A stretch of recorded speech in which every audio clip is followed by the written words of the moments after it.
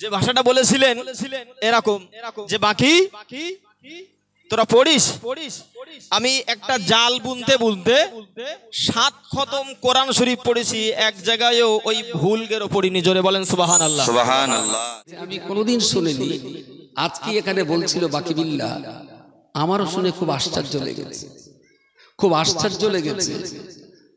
বাকি বিল্লাহ বলছিল তখন আপনারা আসেননি, আমতায় আমাদের আঞ্জুমানের সদস্য মাওলানা বাকি বিল্লাহ সাহেব আমতায় বাড়ি, ও আমাদের বইকারা মাদ্রাসার ছাত্র, এখান থেকে হিফজ করেছে, তারপরে জামিয়া থেকে ফারেগ হয়ে এখন আলহামদুলিল্লাহ চৈতে মাদ্রাসার ভালো একটা পদে কাজ করছে আর ভালো বক্তা। বাকি বিল্লাহর বক্তব্য বলছিল যে একদিন হুজুর আমার বলছে, বাকি বিল্লাহ তোরা কি কোরআন পড়িস? তোরা কিরকম কোরআন পড়িস? ওই রকম পড়লে হবে না, আরো বেশি পড়তে হবে। ওদের শোন, আমি একটা জাল বুনতে বুনতে, আর আমাদের এই আব্বা যেখানে থাকতেন ও লোকের একটু জাল বোনা স্বভাব ছিল, ওই খেবলা জাল সবসময় প্রায় দেখেছি ছোট বয়সে একটা জাল ওখানে ঝোলার, আব্বা বুনবেন, আবার একটা জাল ছিঁড়তে ছিঁড়তে আর একটা জাল তৈরি হয়ে যাবে। তো বাকি বিল্লাহ বলছে যে হুজুর বলেছিলেন বাকি তোরা তো পড়িস, আর শোন আমি একটা জাল বুনতে বুনতে 7 খতম কোরআন শরীফ তেলাওয়াত করেছি। ভাবা যায়? আমরা ইতিপূর্বে অনেক কথাই শ্রবণ করেছি।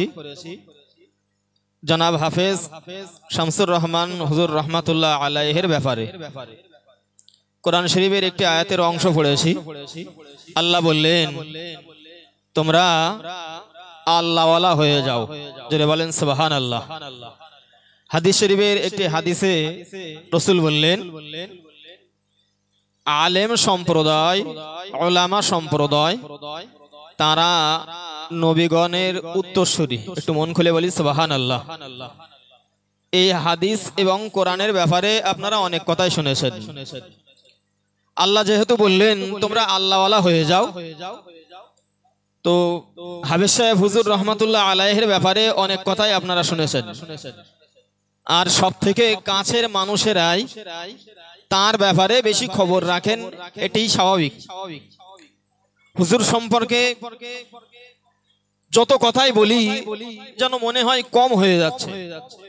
দেখেন তিনি একজন উপযুক্ত হাফেজ সাহেব ছিলেন। সুবহানাল্লাহ বলেন। আমি যখন এই মাদ্রাসাতে পড়ি তিনি একদিন ডেকে বলছিলেন তোরা পড়িস, মানে ছাত্র থাকলে যেরকম হয় আর কি, তোরা পড়িস। বলতে বলতে তিনি একটি কথা বলেছিলেন, শুনলে আপনি অবাক হয়ে যাবেন। জাল বোনেন এরকম মানুষ, জাল বোনা বোঝেন? জাল বোনা 1 গেরো 2 গেরো 1.5 গেরো, এরপরে আর একটা ভুল গেরো হলি তার কি বলে বলেন? সরে যায়। বলেন বলেন। হ্যাঁ, ওই যে ভাষাটা বলেছিলেন এরকম যে বাকি তোরা পড়িস, আমি একটা জাল বুনতে বুনতে 7 খতম কোরআন শরীফ পড়েছি, এক জায়গায়ও ওই ভুল গেরো পড়িনি। জোরে বলেন সুবহানাল্লাহ। সুবহানাল্লাহ। নারায়ে তাকবীর, নারায়ে তাকবীর। হুজুর উপরে আসেন। হুজুর কি বলেছি বলেন দিন? তিনি একজন জ্বলন্ত হাফেজ ছিলেন, জীবন্ত হাফেজ ছিলেন। আমাদেরকে বোঝানোর জন্য বলেছিলেন বাকি তোরা কি পড়িস? আমি এরকম পড়েছি যে একটা জাল বুনতে বুনতে 7 খতম কোরআন শরীফ পড়েছি, একটাও জালে ভুল গেরো পড়িনি। সুবহানাল্লাহ বলেন। তিনি বোঝানোর জন্য আরো বলেছিলেন যে তোরা কি পড়িস? আমি কখনো কখনো পড়তে রাত্রিতে পড়তে বসেছি এশার নামাজের পরে, মা আমাকে ডেকে বলেছে ভাত খেয়ে নে। আমি বলেছি ভাতের জায়গায় রেখে যাও। ওই ভাত ওই অবস্থায় রেখে চলে গিয়েছেন, শুয়ে পড়েছেন। আমি পড়তে পড়তে পড়তে পড়তে সকাল হয়ে গিয়েছে, ফজরের সময় হয়েছে। ফজরের নামাজের পরে ওই ভাতে পানি ঢেলে দিয়ে পান্তা করে খেয়ে তারপরে কাজে গিয়েছি, পড়তে গিয়েছি। একটু মন খুলে বলেন সুবহানাল্লাহ। তোরা পড়িস?